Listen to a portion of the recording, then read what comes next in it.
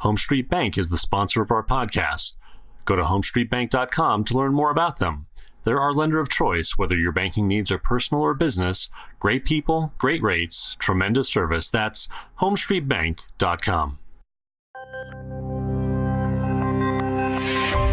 Let me ask you, does the salesperson really matter? That's a big question. Now, the answer, by the way, is yes, but just how much? Let's figure it out today on The Buyer's Mind.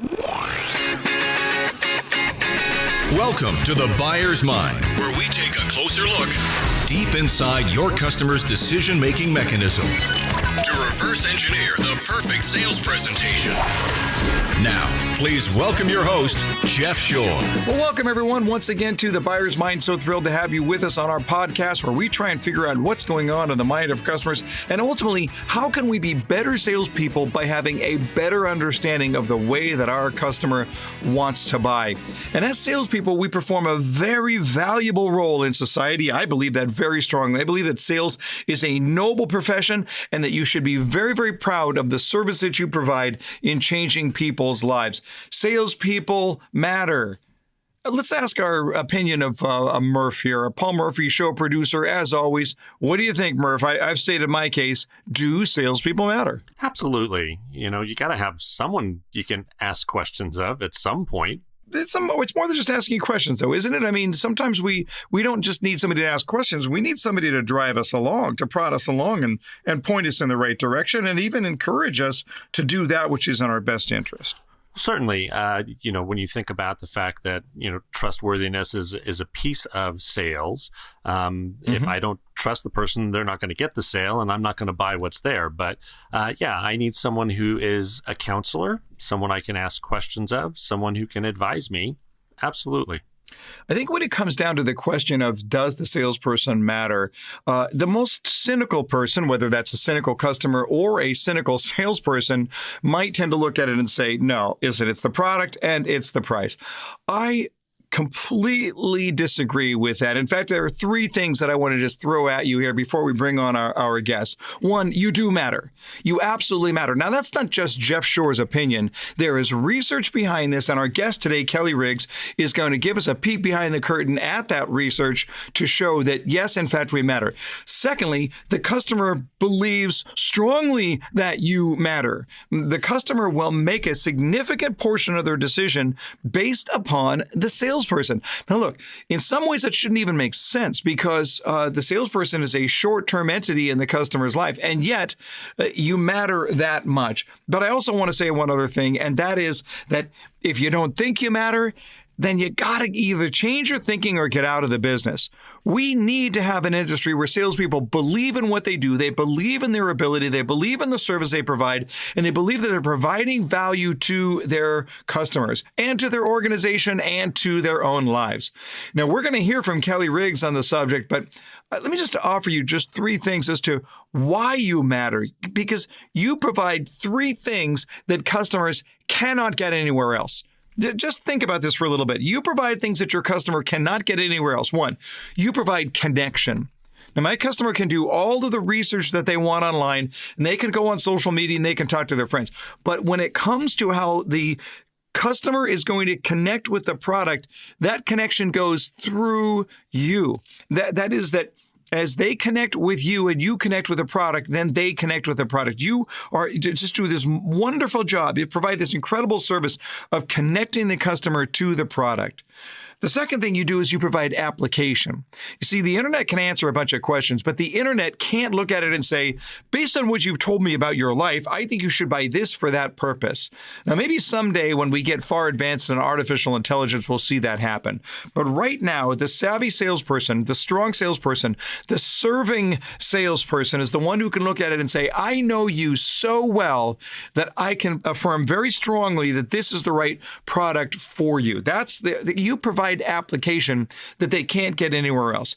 And then finally, and I think this is so critical but often overlooked, you provide the customer with a decision-making rhythm. It's so much easier if you're a customer to purchase a little bit at a time. And so if we're the salesperson, we can help our customer to buy a little bit at a time. What do you think about this aspect, and how does this feature work for you? And is this to your liking? And is this what you were hoping to find? In these small little steps, you're helping the customer establish a decision-making rhythm, and it is so much easier for them to purchase. Again, the internet can't do that. The brochure can't do that. You can do that. You, my friends, matter. And we're going to hear now from Kelly Riggs to find out why you matter. All right. Well, you know what? We love to have really smart people on the Buyer's Mind. We especially love it when the smart people are just really, really good human beings. And that's what we got today. Kelly Riggs. He's a speaker, author, blogger, disruptive thinker, the founder of the business Locker Room, B-I-Z, lockerroom.com, the author of several books, including his latest, Counter Mentor Leadership, and just a really, really good guy. Kelly, welcome to the Buyer's Mind. Oh, thanks very much. And very gracious introduction. I appreciate that. Well-deserved on your side. Let me ask you, you're an expert in the arena of sales. You have been for some time. What first got you started? Where did your interest in sales begin? Well, it's really interesting. When I got into sales, Jeff, I really had no idea what it was. I was going to school. I was studying to be an electrical engineer. Third year of classes, I figured out very quickly I have no business being here. I'm not nearly smart enough. And at the same time, it wasn't really something that appealed to me. And so my wife-to-be at the time, my fiance, was working at an office equipment company, and they needed a salesperson. So she suggested that we get together. I have no idea. Seriously, I have no idea why they hired me, but they did. I was the essential warm body is what it amounted to, right? And had absolutely no clues what I was doing. So I went into sales really not even understanding what I was getting into. So, and I think that that's really the story for a lot of people, right? They walked into the sales world for some reason. It was a low barrier to entry, whatever the case may be. How long did it take for you to figure out, all right, that's it, I found my niche? You know, it really didn't take that long because it fit my identity as a person. I like the freedom of it. I like being judged on my merits. I like getting out and creating strategies and plans to capture clients and those kinds of things. That's certainly not to suggest that I was good at it early on. That took a little while, but I liked it right away. Of course, the parts that I didn't like or felt like was a problem is very common as well. You know, there's a certain amount of call reluctance to go in and face people you don't know. And there's the constant worry about whether or not you're going to make your number or, you know, make the income that you need. But I really took to it early. Were you intimidated right out of the gate when you started in sales? Very much so, and insecure beyond belief. So it really creates a bad dynamic all the way around. But at the same time, it was a huge motivation, Jeff. I mean, I was scared to death not to do well because of what I thought people would think if I failed. You know, I was so much into that mindset that success is about what you achieve and what you're capable of doing instead of the value that you have in and of yourself. So absolutely 100%. I was thoroughly intimidated at first. You once told me a really great story about your attire when you first showed up. Share that with our audience. Well, people get a kick out of it. They really cackle because they can't imagine that anybody is seriously this ignorant. But I was so incredibly ignorant of the sales world, even the business world at large.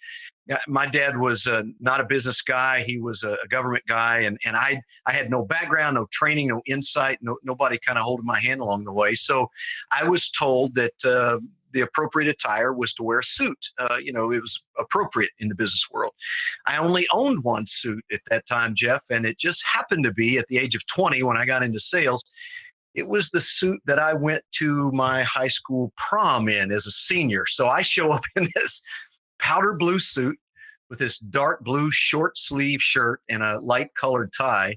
And I mean, I'll never forget, it's emblazoned in my mind. I walk in the front door and my boss, his eyes just get huge. And I wound up having to go to breakfast to talk to the sales manager. He had to give me some idea that I looked ridiculous. And I had no idea. I mean, I was mortified. Right. It's awesome. I have in my mind the picture of Tom Hanks in the movie Big, where he shows up at the party in the funky tuxedo. That's outstanding. I love it. But I think you speak for all of us, and we can all remember back. Like I remember the first home, because I started in real estate sales. The first home that I ever sold. I look back at it now, and I think on the one hand, well, I had a profound impact on those people's lives. That's great. On the other hand, the question I asked myself: how did I not get sued? I didn't know what I was doing. I was faking it most of the time. So yeah, it's funny how that works. What do you think the typical customer thinks of the typical salesperson before they talk to them for the very, very first time? Well, it's really interesting because you asked that question. I often ask that same question to salespeople that I'm training. I'll say to them, what do customers hate about salespeople? And the first word out of everybody's mouth is always the same word. It's amazing. If we were playing the game show, this would be the number one answer. They're pushy. And that's absolutely true. So, salespeople are considered to be pushy. They're self-centered. They're concerned about getting a commission. They talk too much. They oftentimes don't know enough about their product. They certainly don't know enough about my business. I think there's a real skepticism from customers, generally speaking. Clearly, there are exceptions, but generally speaking, I think there's a real skepticism about even having to deal with salespeople because there is that low barrier to entry. The vast majority of time, they're not trained well at all, and you just really do not know what you're going to get. And I think that concerns some buyers whether or not they really want to go through that process. Dan Pink, when he wrote To Sell Is Human, backs that up, right? He did these man on the street interviews. He basically did word association interviews. I say sales, you say what? And the number one response was pushy. Yep. Number two was sleazy. Number three, used cars, and none of it sounded particularly good. Is it warranted? Do you think that bad rap is warranted? I mean, listen, part of it is, when you're asking people for their impression of a salesperson, it's not difficult to get the picture in your mind, right? Of the bad suit and the product and the hair and, the bling and the chest hair and smelling like, Old Spice and stale cigarettes. It's not difficult to get that image. But let's face it, we don't typically see that salesperson out there every day, but yet we still have that image in our mind. Is it warranted? Is it fair? Well, with all due respect to the people that typically, I'm sure, are listening to your podcast, very high-level professionals, the answer is absolutely yes. The extreme levels out on the edges when you talk about the bling and the suits and the bad hair and the bad breath and smoking cigarettes, and stomping one out as I come up to see right. you at the car lot or whatever. Right. All of those things have pretty much gone away. Mm-hmm. I would say that in the vast majority of instances they have, but not always, Jeff. I mean, It's kind of scary that some of the remnants of that still exist. Yeah. However, the attitudes and the lack of professionalism exhibit themselves in other ways that become readily apparent when people don't have strong self-awareness. They're not empathetic to their customer. They're not asking the right questions, and they're absolutely dominating conversations. It just gets exhausting. And I think it is very much, it's just a continuation of what people have always thought. And they just harken back to those extremes to make their point. Well, and I know that you and I, Kelly, are on the same page in what we think of sales as being a noble profession that really does serve people well. But there is that image that people have, and sometimes it's just the way that it gets portrayed in the media. If you think about a movie like, for example, Boiler Room or Glengarry Glen Ross or The Wolf of Wall Street, and in all of those movies, the salesperson is depicted, the star salesperson is depicted as somebody who essentially hates their own customers and is there to take advantage of them, and it's really too bad because it sticks into our brain, especially given the fact, and I wanted to turn this conversation because you shared with me some really, really interesting research that says even though the perception might be bad, the preconceived notion might be bad, the salesperson actually makes a huge, huge difference, perhaps a bigger difference than we could have ever imagined. Talk to us about the research. Well, I think if you asked any salesperson, Jeff, if they're important in the process, they would absolutely say yes. I mean, nothing happens until someone sells something, and I'm the conduit for that. I'm the person that delivers the information that they need and all those kinds of things, which is entirely backwards, unfortunately. I think people understand the importance of salespeople. I don't think they really understand how they're important. And I think once salespeople and sales managers get a real sense of where that importance lies, it dramatically changes the way they see their role and the things that they do. HR Challey Group, it's been over 10 years ago now, released a landmark research survey, over 80,000 buyers. They actually surveyed the buyers, not the sellers, and they asked them, we want you to take 4 things and we want you to force rank them and tell us the importance of them, like dividing a pie up into 4 pieces with regards to what causes you to make a decision to purchase. And so they started with price, and then they added in the quality of the product, and then they added in having the right or total solution. And then they also added in the 4th piece, which was the effectiveness of the salesperson. 80,000 customers. And if you talk to most salespeople, Jeff, I mean, they'll almost always within the first few minutes get price into the discussion immediately, and how our prices are too high and customers are price driven, and price compression, fee compression, gross margin compression, all those things. And 80,000 buyers said, yes, price is important. It absolutely is. It's 18% of the equation, which shocks a lot of people. It doesn't mean that price isn't unimportant. It means that it is important, but not to the degree that we tend to place on it. It becomes, in most people's mind, the primary thing. The quality of the solution you would think would be absolutely paramount, 21% of the solution. And then having the right product, the right solution, the right answer for my particular needs, 22% of the solution. You do some quick math and it says you can have the right product, great quality, great price, and you're still only about 60% of the way there, 61% exactly. 39% of the buying equation from a buyer's perspective, 80,000 buyers, says the most important piece of the pie is the effectiveness of the salesperson. And then they went on to define what that really means. Yeah, it's just a stunning number. I had seen similar research, not quite that high of a number, but it's certainly in that realm from Life Story Research, but it was limited very specifically to housing decisions. It was done specifically for people who were making housing decisions. How much did the salesperson weigh into that? And you look at, you say, it's a house, right? You're going to be raising your family there. You're going to be entertaining. You're going to be living there day in and day out. It almost doesn't make sense that the salesperson should make that big of a difference. And yet the Life Story research came in at 25% for houses specifically.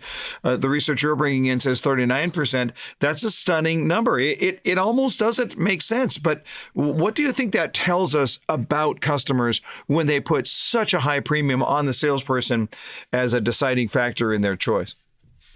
Well, I think if you go back 20 years before the advent of technology and the ability to obtain all the information that is available today, I think 20, 25, 30 years ago plus, buyers really did not have access to the information they needed to make good decisions. So there was a tremendous amount of importance placed on the salesperson, because I need to know in depth about your solution, how it impacts us, what we're going to have to change and develop, and how you vary from other competitors, and the kinds of company you represent and the way you guys do business. I mean, there's just a big black hole of information. So everyone said salespeople occupy this tremendous place of importance. Absolutely true. So fast forward to today and people say, see, we don't need salespeople anymore because we have all of this information at our fingertips, depending on who you talk to and who you listen to, that, by the buying process and the buyer's decision is already well advanced before they ever even talk to a salesperson. I refute that completely. That's not my experience in the business to business world. The fact of the matter is the business environment today is so incredibly complex. There are so many more offerings and so many pieces and parts to it. There is so much information and so many choices. I think a salesperson is just as important today as they were 30 years ago. And I think this research backs that up. But it's not for the reasons that we typically think.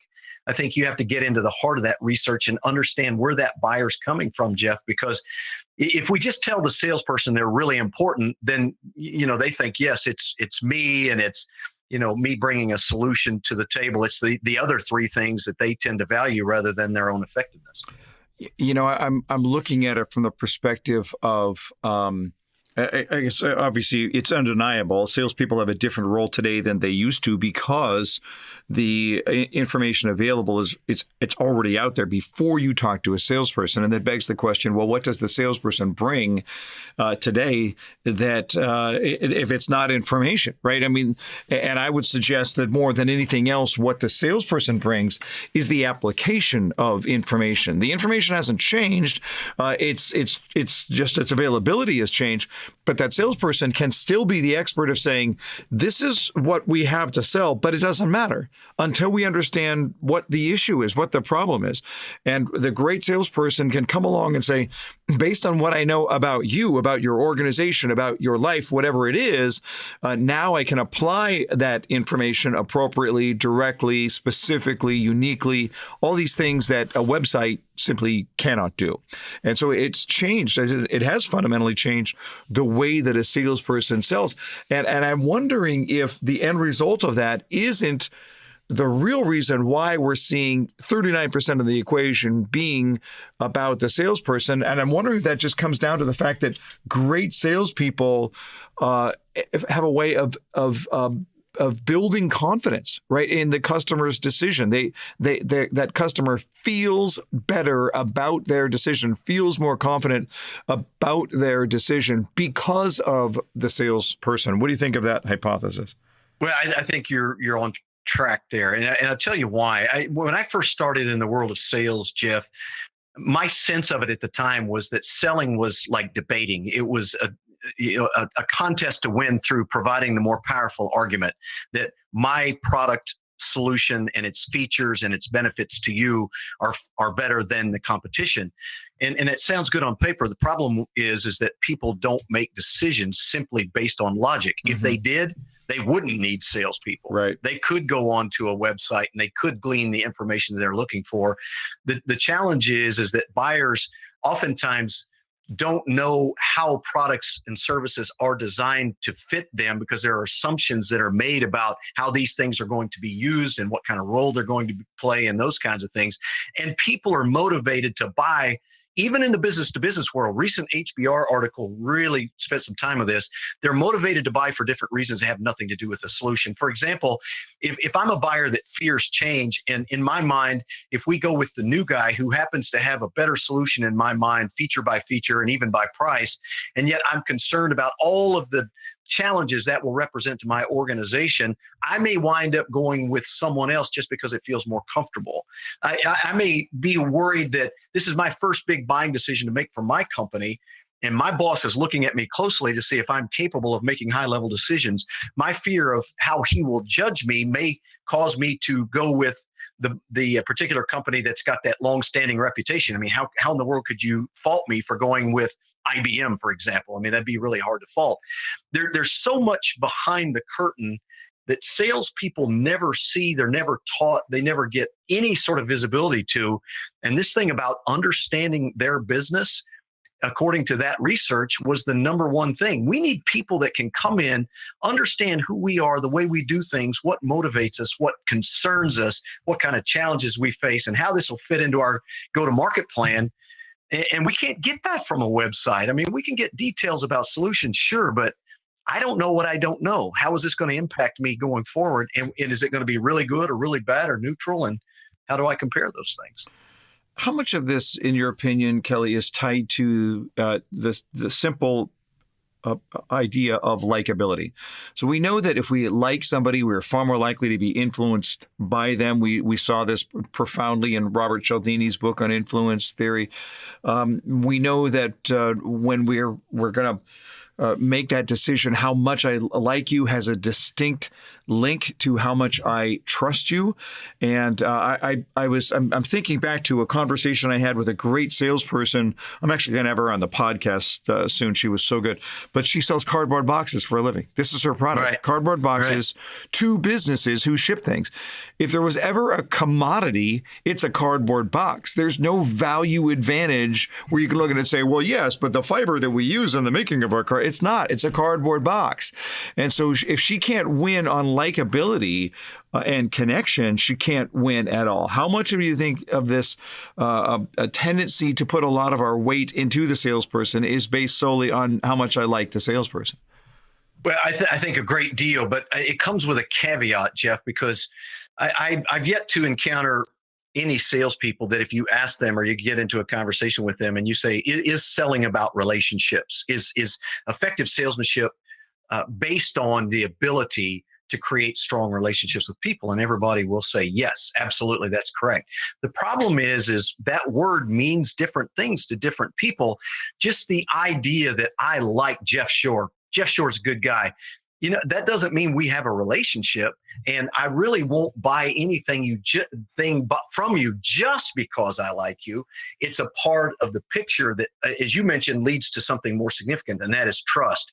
So building that relationship, certainly you can't be unlikable. That's going to make it very difficult. So it's kind of the first step going up the stairs. But then I've got to know that you're competent, that you know your industry, that you can truly serve as a consultant and help me walk through this minefield of decision making, that you bring enormous amounts of value in terms of information and connections and other things, and maybe best practices and new ideas. All of those things contribute to building a strong relationship with someone, where you get to the point where I say, listen, if I'm going to buy a house, I tell you who I'm going to buy from. I'm going to buy from Jeff Shore because I trust him, I know him, I like him. He's the guy I want to buy from. Some salespeople equate likability with, showing up with the latest joke and a box of donuts, or going out to play golf and those kinds of things. Right. That's not going to get it done. Sure. Yeah. Fascinating. Great stuff. What's next for you, Kelly? What's on the horizon? Well, just more of the same. I really intersect very heavily when it comes to the leadership side of selling. Right. In fact, we're working on something down the road that basically is based around the premise that salespeople don't fail, sales managers fail. And it stems from the idea that every issue is a leadership issue. And if we're not hiring the right people, if we're not training them effectively, if we're not giving them the tools that they need, it really makes no sense to turn around and blame the salesperson. The salesperson is not the problem. And you know this as well as I do, just about everyone who gets elevated into a sales management position gets there because they've been a really great salesperson. The only problem is we don't pay sales managers to sell. We pay them to train people to sell. And so it's not what you do personally anymore. It's what you're able to get done through other people, totally different skill set. Right. And while most organizations, I think, get that at a theoretical level, it's really not changed their practice. And I think that's the next real horizon for me. Love it. Love it, love it, love it.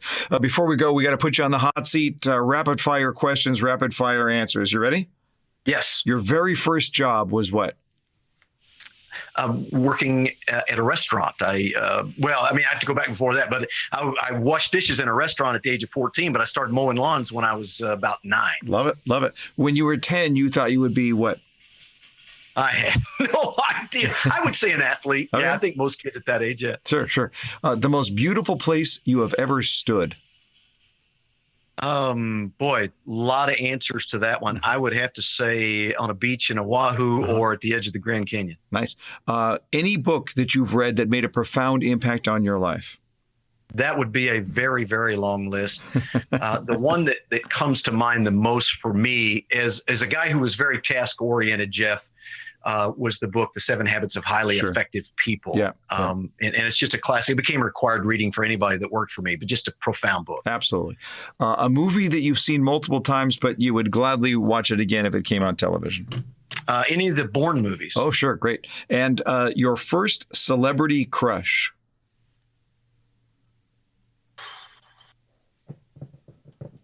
We always stump. This will be offbeat. Gail Sayers.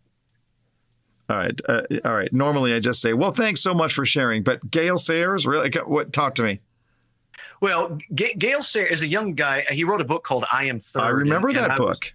And they also had the Brian Piccolo story. Billy D. Williams played him. Yeah. But I was enamored with that book because of the kind of person he was and how he fought back from an ACL tear to get back into the game. And, I mean, I wanted to be Gale Sayers, no question. All right. So when we go Celebrity Crush, we normally hear answers like Farrah Fawcett and that sort of thing. You're going with Gale Sayers, but I'm going to give you a pass on it because I do, in fact, remember the book I Am Third. It was a great book, great story. He was a great guy. That's fantastic. Oh, well, if you meant Celebrity Crush in terms of female, I'd go a different direction. No, hey, listen, it's a free country. You can have your crush however you want to, Kelly. Yeah, it was a bro crush. You know, what can I tell you? Exactly. That's right. His name is Kelly Riggs. His website is bizlockerroom.com. We'll put that in the show notes. Follow him, study him, listen to the podcast, to his broadcasts. And he's an incredible keynote speaker if you have that opportunity as well. Kelly, thanks for being on The Buyer's Mind. Oh, it's my pleasure. Well, Murph, we like talking to good people. He's good people, isn't he? He is. Really enjoy it. Guy's from Oklahoma. How can you go wrong? Yeah, he's great. He's great. Anything really stand out to you, Murph, in the conversation? Yeah, I thought it was interesting when he talked about how people force rank what drove them to make a purchase, and the fact that price was only 18% and quality was 21%, and the total solution for the thing was 22%. And you're left with 39% on the effectiveness of a salesperson. That's pretty amazing. It really is. It really is. And I think it bodes well for salespeople who can understand they make a profound difference in the lives of their customers. And to look at that another way, if you want to put pressure on your customer, force them to do this without you. And if they could do it without you, salesperson, you wouldn't be a salesperson, right? They wouldn't need you. So I also loved when Kelly talked about the idea that it's not whether you are important, it's why you are important. And that's a great soul-searching question to ask, what do I bring that really matters? And I think, thinking back to the conversation with Kelly, and Murph, you can chime in on this here, just dumping a bunch of information that they can already get online doesn't really matter, right? No, it doesn't. And I was actually going to ask you about that because salespeople help with the application of information. That's what you said. Yeah. And I think that's really important. But I'm just wondering, really, in your mind, how do you turn that corner to become the great salesperson? Yeah, I think one of the keys there is if you're going to apply information and bring a value that's really, really important value, you have to understand the customer's world more than we often do. So most salespeople make the error of centering their presentation around their product. It's a fundamental mindset, but it's critical. If your sales presentation is about your product, you're going to talk about your product and its features and its warranty and its price and its value and all that stuff. But if your presentation is fundamentally about your customer, then you have to understand that customer on a very, very deep level. So, I'll give you an example of this. I was talking to a car salesperson once who said, we have a distinct advantage when we're selling cars, and that is that we get to see the car they pull up in. We learn so much about a customer by seeing what they drive now.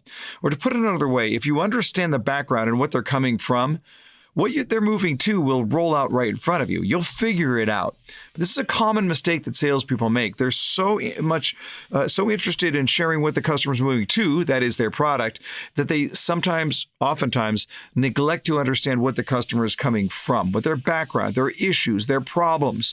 And if we can figure that out first, then it absolutely changes everything. And that's why it's important. That's what we do that really matters. You have to, as a sales professional, you have to think of yourself like a physician or an attorney or an accountant who's going to say, if I'm going to serve you best, I first have to understand you thoroughly, accurately, and correctly. And I think that by the time we're done, what we end up with here is what we were talking about with Kelly, and that's the idea that when I am able to take your life and say, here are the solutions that I have according to your life, the byproduct of that is confidence. The customer has a greater degree of confidence in you and in your ability to serve them. And that confidence is so important. People gravitate towards confidence. They appreciate, they respect confidence. They vote vote for confidence. They follow confidence, not arrogance. It's not a mind. It's not just, I'm going to be confident, darn it. No. It's confidence that I know this customer so well that I can see how to apply what I have to their problem. Or to look at another way, people do not buy a shovel, they buy a hole. And so I'm trying to figure out what is the core need in the first place? Why do they need a hole? What's going on? Otherwise, I'm going to sell them the wrong shovel. So I just want to encourage everybody who's listening, who've had that opportunity, that there might be an action item for you here right now. And that is to put a 3-minute governor over the initial part of your presentation where you can just follow this rule.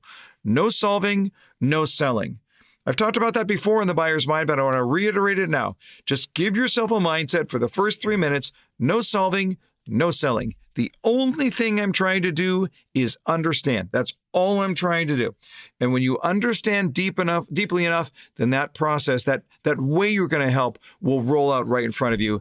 That's when it gets magical. And that's when you get the chance to change their world. Hey, if you're loving the buyer's mind, would you do us a huge favor? Would you go to jeffshore.com/podcast, copy that link, and post the link in your social media, whether it's on your Twitter page, on your Facebook page, on your Instagram account, wherever it is. Would you consider just copying that link and dropping it onto your social media page? It would mean the world to us. We're continually growing this podcast. It's getting bigger and bigger, but only because of your help. So if you're enjoying it, take that time. It'll only take you a second, but man, it would mean the world to me. I would personally find that I'd be very gratified if you would consider doing that. All right, that's it. Until next time, go out there, my friends, and change someone's world.